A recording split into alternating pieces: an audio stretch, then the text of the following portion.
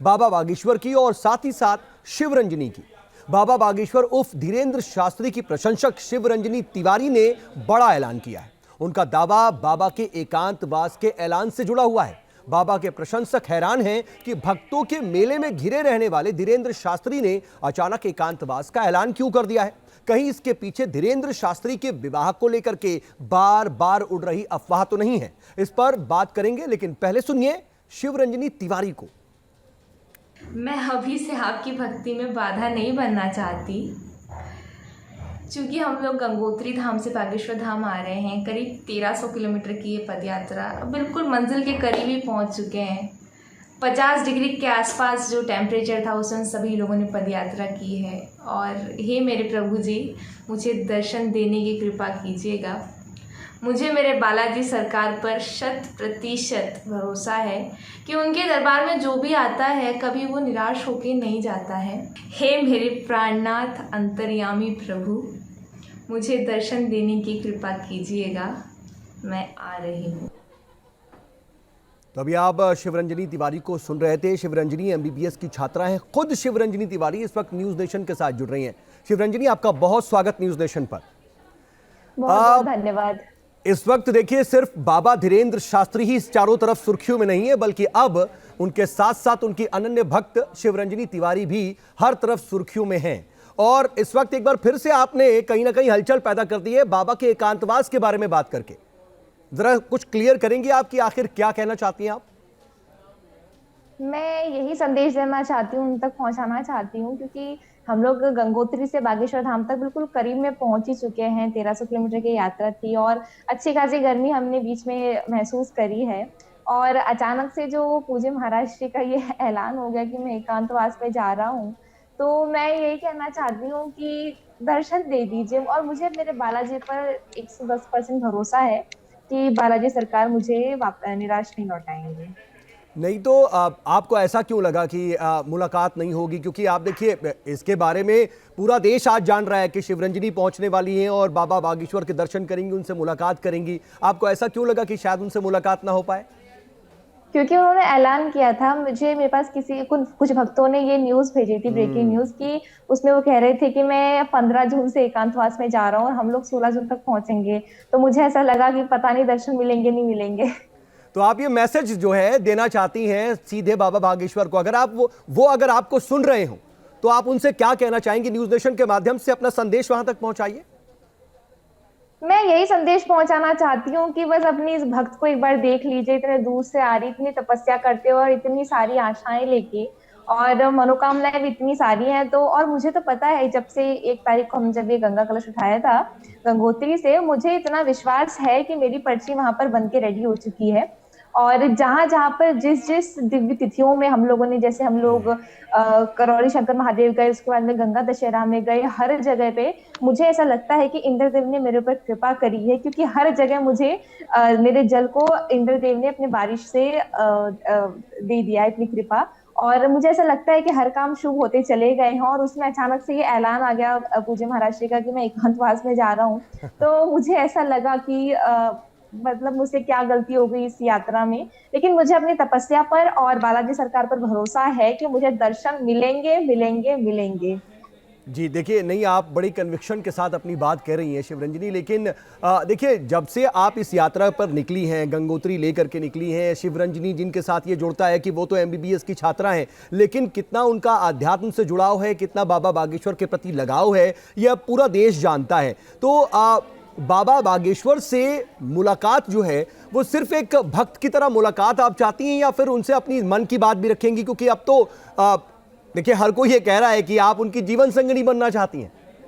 देखिए, कौन क्या कह रहा है अब वो तो ठीक है, चल ही रहा है। लेकिन मेरे मन में जो है वो सिर्फ बालाजी सरकार जानते हैं।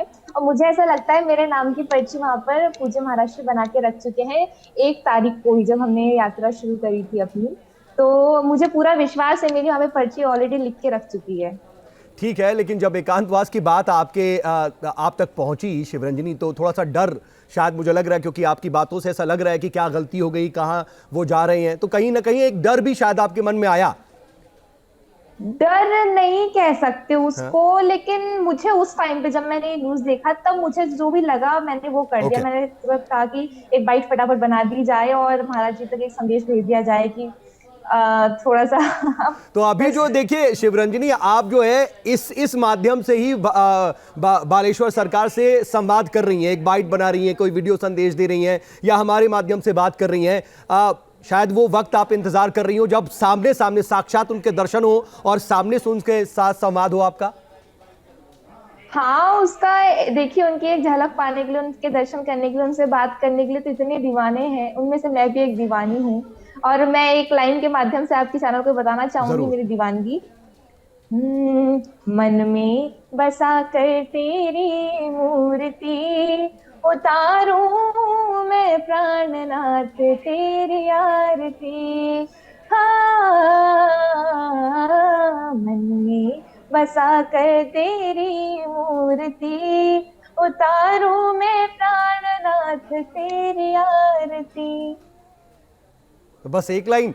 मैं तो देखिए ये भी जानता हूं कि आप मेडिकल की छात्रा हैं, लेकिन आपके भक्तों के भी लोग भजनों के भी काफी दीवाने हैं। तो मैं चाहूंगा, मैं इस पर आ भी रहा था कि अगर आप अपनी बातें अपने भजनों के जरिए या फिर अपने पंक्तियों के जरिए कह पाए। अवश्य कहना चाहूंगी। जरूर। हम्म, ऐसी लगी लगन मेरा होगी मगन, वो तो गली गली हरे गुन गाने लगे। महलों में पली बन के जोगन चली, मेरा नानी दीवानी कहाने लगी। ऐसी लगी लगन राणा ने विष दिया, नाम मृत्यु पिया। सानी धनी ध पद मग मग रे गरे झरे गरे धनी परनी सा परनी सांग जानी सांग जानी सांग जानी सांग रे नि सांग जानी सा ग सारे नि सांग जानी सा रे नि सा ग ग सारे नि सा रे नि सा ग रे म म ग ब ब म ध ध प रि ध सा नि ध प राणा ने विष दिया, मनोमृत पिया। मेरा सागर में सरता समाने लगे, दुख लाखों सहे मुख से गोविंद कहे। मेरा गोविंद गोपाल गाने लगे, वो तो गली गली हरि गुण गाने लगे। ऐसी लगी लगन मेरा हो गई मगन, वो तो गली गली हरे गुन गाने लगी। ऐसी लगी लगन मेरा हो गई मगन। देखिए शिवरंजनी, मैंने बहुत सुना था आपके भक्तों के बारे में, भजनों के बारे में ये बात सुनी थी कि इसके दीवाने हैं लोग, लेकिन जब आपको सीधा सुन रहा हूँ तो मैं समझ सकता हूँ कि आखिर लोग कैसे आपके प्रति इतना लालायित हो जाते हैं कि आपको सुनते जाएं सुनते जाएं। लेकिन देखिए अब समय बहुत ज़्यादा नहीं बचा है और जल्दी जल्दी आप 16 जून नज़दीक आता जा रहा है, वक्त कम है अब बाबा बागेश्वर के दर्शन के। उम्मीद है कि जैसा आप चाहती हैं, जो उद्देश्य लेकर के आप चली हैं, उसकी पूर्ति होगी। हाँ, बिल्कुल उम्मीद है। उम्मीद नहीं है, विश्वास है मेरा बालाजी सरकार में कि वो मुझे निराश नहीं लौटाएंगे। उनके दरबार में जो भी जाता है कभी भी निराश होकर नहीं लौटता है। तो मैं भी उन्हीं के दरबार में जा रही हूँ और मुझे पूरा पूरा भरोसा है मेरी तपस्या पर और अपने बालाजी सरकार पे, वो मुझे निराश नहीं लौटाएंगे। ठीक है, लेकिन शिवरंजनी, वैसे तो हरिद्वार से आपका नाता है, लेकिन बहुत कम ही लोग जानते हैं कि मध्य प्रदेश से भी सीधा आपका डायरेक्ट कनेक्शन है सिवनी से। हाँ, वो सिवनी से कनेक्शन इसलिए है क्योंकि जो हमारा परिवार है वो परम पूज्य जगत गुरु शंकराचार्य स्वामी स्वरूपानंद जी महाराज के परिवार से बिलोंग करता है। और जो मेरे पिताजी हैं वो उनके रिश्ते में भतीजे लगते हैं। तो उनके परम पूज्य शंकराचार्य जी का हमारे जीवन में बहुत बड़ा रोल रहा। और मैं आपको एक बताना चाहूंगी, उन्हीं की, परम पूज्य शंकराचार्य जी की ही प्रेरणा से, उन्हीं के आदेश से हम लोग एक सेवा करते हैं। शनिवार रविवार के दिन हम लोग निःशुल्क एक सेवा करते हैं। हम अपने घर में निजी अपना तेल बनाते हैं, मार्कंडेय दर्दनाशक तेल। जिस किसी को घुटने में, कमर में गठियावात, साइटिका, जोड़ों का दर्द, जो भी जॉइंट पेन होता है, उसका हम लोग शर्तिया इलाज करते हैं। 8 दिन में हम लोग जड़ से खत्म कर देते हैं। हमारे लाखों भक्त हैं जो इस सेवा का लाभ उठाते हैं। लेकिन हम लोग शनिवार रविवार में निःशुल्क सेवा देते हैं वृद्धाश्रम, अनाथाश्रम और गौशालाओं। अच्छा, बड़ी अच्छी बात है। लेकिन शिवरंजनी, मैं आपसे एक चीज और समझना चाहूंगा, क्योंकि देखिए अब तो सभी लोग जान रहे हैं कि मेडिकल की एक छात्रा है, अध्यात्म से उनका जुड़ाव है, भजन बहुत अच्छा गाती हैं, वो बाबा बागेश्वर के प्रति क्या कहीं ना कहीं भाव रखती हैं और एक गंगा यात्रा निकाल रही हैं।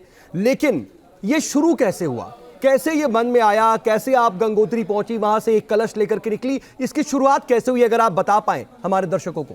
इसकी शुरुआत तो देखो, जैसे कि मैं बचपन से 4 साल की उम्र से भागवत कथा करती आ रही हूँ, तो जो हमारी भागवत कथा होती है उसमें फर्स्ट डे कलश यात्रा निकलती है। तो जो हमारी माताएं बहनें होती हैं जिनकी जो भी मनोकामना होती है तो वो अपने शीश पर कलश रखती हैं, कलश यात्रा करती हैं और वो मनोकामना सबकी पूरी हो जाती है। ऐसे करोड़ों भक्तों का विश्वास है। तो उनको देख के मुझे भी ऐसा लगता था, क्योंकि मैं भागवत कथा करती हूँ, कि मुझे भी एक बार कलश यात्रा करना है।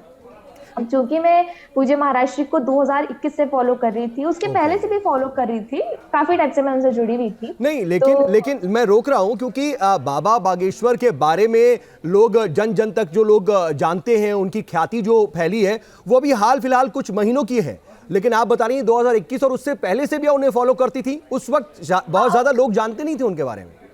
उनके बारे में बहुत ज्यादा लोग नहीं जानते थे, जैसे कि हम लोगों का लगाव एमपी से ही रहा है, तो और पूज्य महाराज श्री भी एमपी से ही हैं, तो एमपी में तो उनको बहुत पहले से लोग जानते थे। तो इसीलिए मैं फैमिली के थ्रू उनको काफी टाइम से जान रही थी। 2021 से तो मुझे याद है, उसके पहले से लेकिन मैं उनको जानती थी। और वो उनको जो फेमस हुए हैं वो तो अभी अभी कुछ समय पहले हुए हैं, कुछ महीने पहले 2022 में करीब हुए हैं फेमस बहुत ज्यादा वो, लेकिन मैं उसके पहले से उनको जानती थी।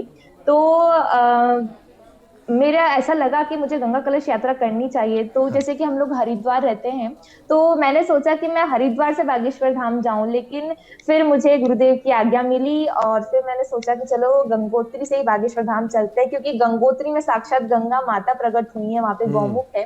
तो मैंने सोचा कि अपने गंगा कलश में वहीं का सीधे गंगा माता को साक्षात ही लेके चलते हैं बागेश्वर धाम तक। तो बड़ा ही पुण्य उद्देश्य लेकर के आप चलिए। लेकिन आप प्राणनाथ कहती हैं धीरेन्द्र शास्त्री जी को, और जब आप भजन की बात करती हैं तो फिर ऐसी लागी लगन, मीरा हो गई मगन, तो एक संदेश तो साफ नजर आता है, लेकिन उसको लेकर के आप क्लियर क्यों नहीं कुछ कहती हैं? बातें बहुत होती हैं लेकिन शिवरंजनी इसको लेकर के खुल करके नहीं कहती हैं कुछ। देखिए, जो भी क्लियर होना है वो तो बस अब पहुंच ही चुके हैं अपनी मंजिल तक, वहीं जाके क्लियर होगा। और बातें बन रही है अब तो ठीक है। अब नहीं तो क्या ये वाकई ये है ऐसा कि शिवरंजनी बाबा बागेश्वर की अर्धांगिनी बनना चाहती हैं, उनसे विवाह करना चाहती हैं? अगर मैं पूछूं तो उसका जवाब हाँ है। इसका जो भी जवाब होगा सब वहीं जाके मिलेगा, क्योंकि अब जो भी है पहुंच चुके हैं मंजिल में, वहां तक का इंतजार कीजिए, वहीं से मैं लाइव आऊंगी पूज्य महाराज जी के साथ में। बाबा से क्या कहना चाहती हैं? पहले साक्षात्कार जैसे ही हुआ, सामने आई, तो क्या इस बारे में अपने मन की ये भाव भी उनसे व्यक्त करेंगी? इस तरह का कोई भजन उन्हें सुनाएंगी? जैसे ही मैं सबसे पहले बागेश्वर धाम पहुंचूंगी तो सबसे पहले मैं उनकी माताजी और पिताजी से मिलना चाहूंगी, क्योंकि मेरे हिसाब से आज के समय में माता पिता से बड़े भगवान कोई नहीं होते। अच्छा। फिर उसके बाद में बागेश्वर शिवलिंग में जाके अपना जल चढ़ाऊंगी और उसके बाद फिर मैं मिलूंगी। और नहीं तो क्या ये भजन सुनाएंगी उन्हें ऐसा? हाँ, सुना देंगे। मैं तो भजन बचपन से हर किसी को सुनाते आई हूँ, उनको भी सुना देंगे। चलिए, तो आप अभी भी खुल करके नहीं कुछ कह रही हैं, तो उम्मीद करते हैं कि आप एकांतवास को लेकर के कहीं ना कहीं थोड़ा सा जो आपके मन में एक डर है वो ना हो, और आपकी बाबा बागेश्वर से मुलाकात, तो यही आशा है। और आपकी इस यात्रा के पूर्ण होने का भी हम कहीं ना कहीं आशा करते हैं। हमारे साथ जुड़ने के लिए बहुत बहुत शुक्रिया आपका। बहुत बहुत धन्यवाद।